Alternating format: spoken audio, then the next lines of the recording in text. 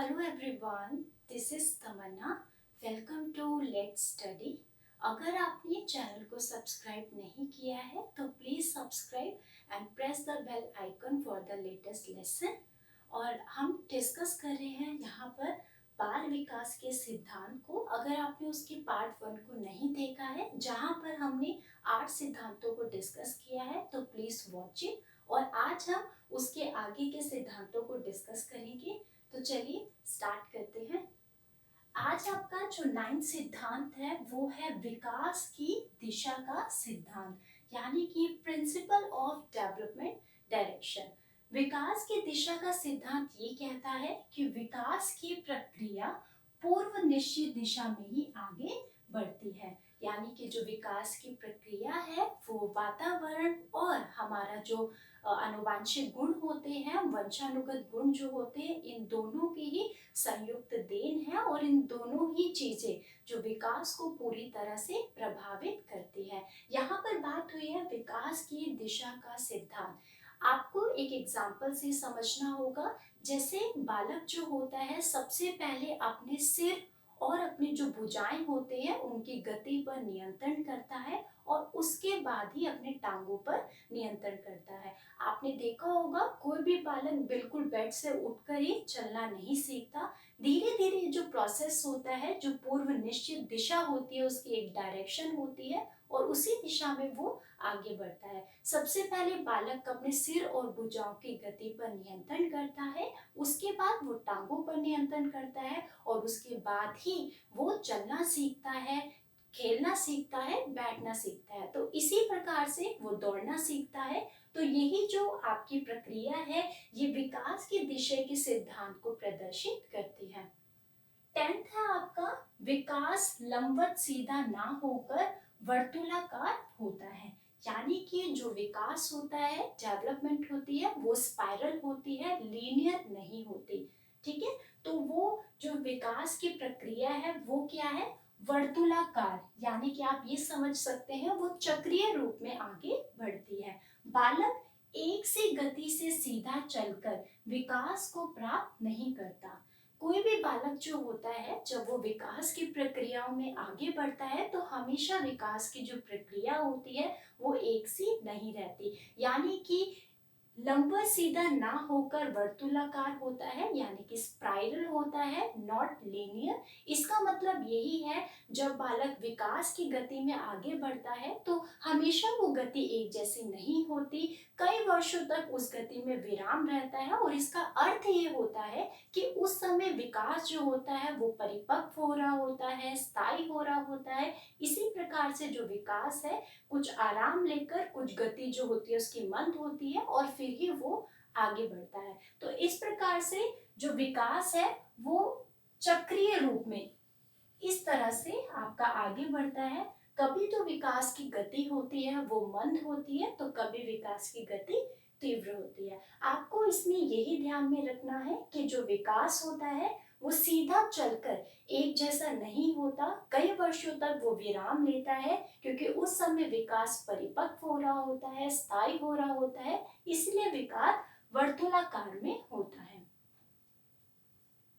11th है आपका विकास की जो क्रिया है वो वंशानुक्रम और वातावरण का संयुक्त परिणाम है। बहुत इंपॉर्टेंट है। जो बालक का विकास होता है वो उसका वंशानुक्रम यानी कि हेरिडिटी और इन्वायरमेंट की संयुक्त देन होती है, उसका संयुक्त परिणाम होता है। अगर हम बात करते हैं वंशानुक्रम की, तो वंशानुक्रम बालक के विकास को एक आधार प्रदान करता है, एक बेस देता है।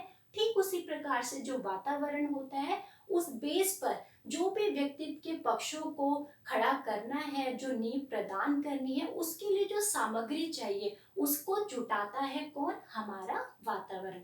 तो इस प्रकार से बालक का जो विकास होता है वो वंशानुक्रम और वातावरण की संयुक्त देन है। साथ ही साथ हम इस तरीके से भी समझ सकते हैं कि वंशानुक्रम बालक के विकास को एक सीमा प्रदान करता है और वातावरण उसको अवसर देता है निखरने के। तो वंशानुक्रम क्या है, ये है आपका नर्चर। क्या है, नर्चर, यानी कि पोषण। और वातावरण क्या है आपका, नेचर। यानी कि प्रकृति। आई होप आपको ये कॉन्सेप्ट क्लियर हुआ होगा। 12th है आपका प्रत्येक विकासात्मक अवस्था में कुछ सामाजिक प्रत्याशाएं होती है, यानी कि सोशल एक्सपेक्टेशन। जितने भी मनोवैज्ञानिक रहे हैं उनका मानना ये है, जैसे जैसे बालक विकास के गति में आगे बढ़ता है, अपने आयु वर्ग में आगे बढ़ता है और विकास के आयामों को ग्रहण करता है, उसी समय उसी दौरान में समाज के द्वारा बालक से कुछ उम्मीदें होती है जो उन्होंने लगाई होती है, उसी को उन्होंने कहा है सामाजिक प्रत्याशाएं, जिसको कि सोशल एक्सपेक्टेशन कहा है इन्होंने। जैसे कि आप ये समझ सकते हैं फॉर एग्जाम्पल कि जन्म के बाद से लेकर 6 वर्ष तक बालक की ये समाज जो होता है बालक से ये एक्सपेक्ट करता है कि वह चलना सीख जाए, अपना मतलब वॉशरूम जाना सीख जाए, कपड़े चेंज करना सीख जाए। तो ये कुछ उम्मीदें होती है, ये भी विकास के सिद्धांत को पूरी तरह से प्रभावित करती है। ये विकास का एक महत्वपूर्ण सिद्धांत ही है कि प्रत्येक विकासात्मक अवस्था में कुछ सामाजिक प्रत्याशाएं होती है जो कि बालक को फुलफिल करनी होती है। 13 था आपका विकास जो होता है वो परिपक्वता यानी कि मैच्योरेशन और सीखने की उपज है, यानी कि लर्निंग। जो डेवलपमेंट है वो मैच्योरेशन और लर्निंग का एक प्रोडक्ट है। इसको ऐसा क्यों कहा गया है, क्योंकि मनोवैज्ञानिकों का ये मानना है कि बालक जो होता है अगर उसका संपूर्ण आपको विकास करना है तो आनुवांशिक रूप से जो वो शक्तियां गुणों को लेकर आया है उसके लिए सही वातावरण देना बहुत जरूरी है, ताकि वे समय पे रहते हुए अपनी शक्तियों को उत्तेजित कर सके। इसीलिए कहा गया है कि विकास जो है वो परिपक्वता और सीखने की उपज है। जैसे जैसे विकास की ओर बालक बढ़ता है उसका विकास होता है अपने आयु वर्गों में, वो मैच्योरिटी को भी प्राप्त करता है, साथ ही साथ वो अपने वातावरण से अपने समाज से जाने ना अनजाने में बहुत चीजों को सीखता है। तो लर्निंग जो है वो कभी ना खत्म होने वाला प्रोसेस है, एक कॉन्टिन्यू प्रोसेस है और परिपक्वता भी उसके अंदर आती है। 14 है आपका विकासात्मक पैटर्न पूर्वमय होता है।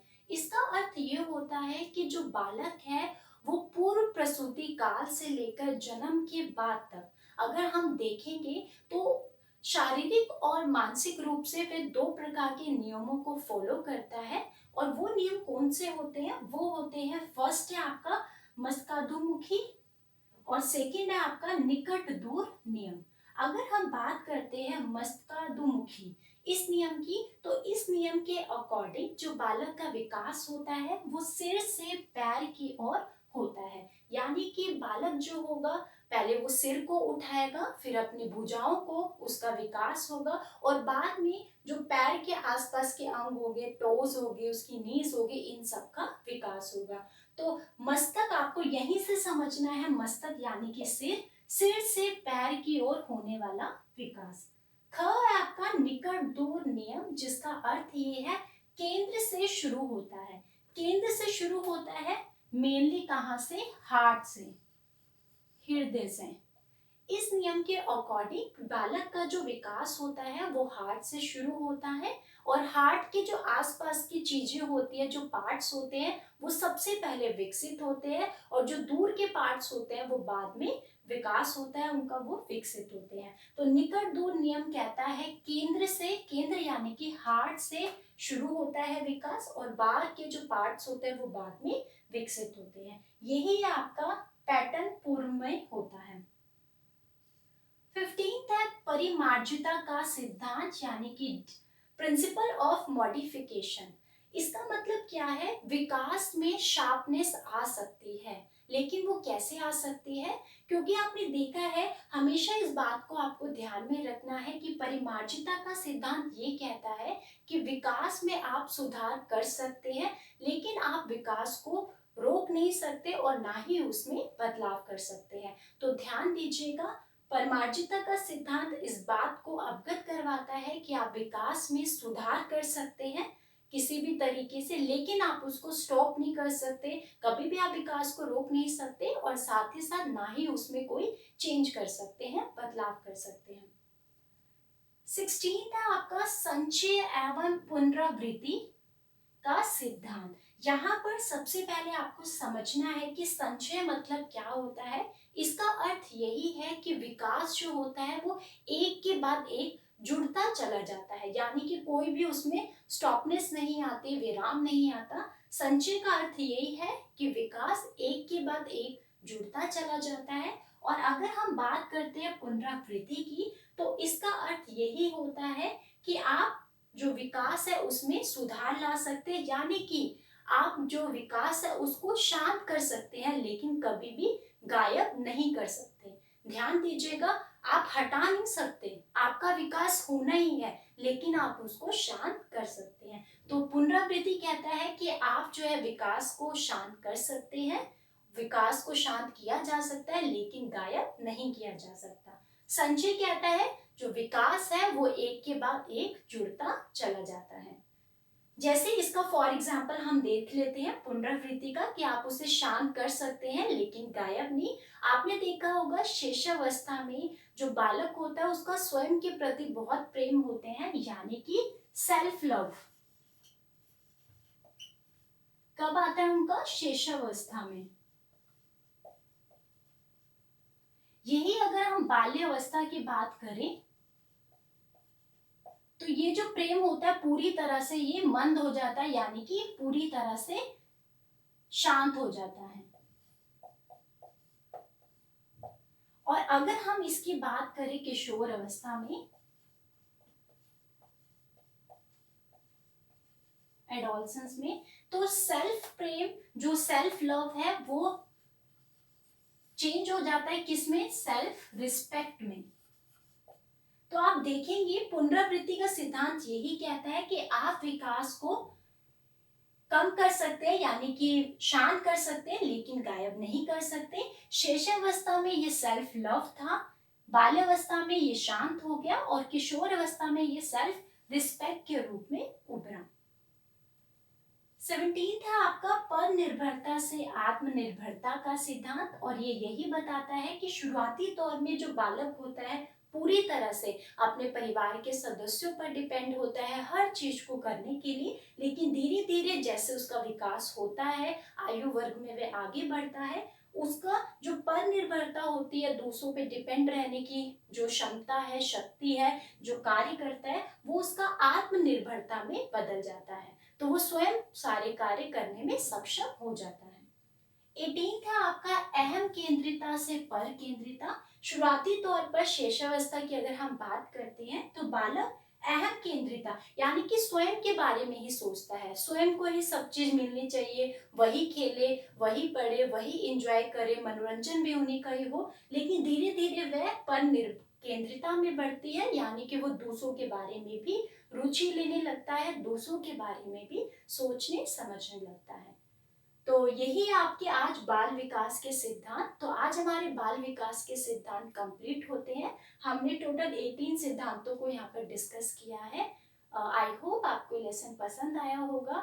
Keep learning, keep supporting. Thank you so much.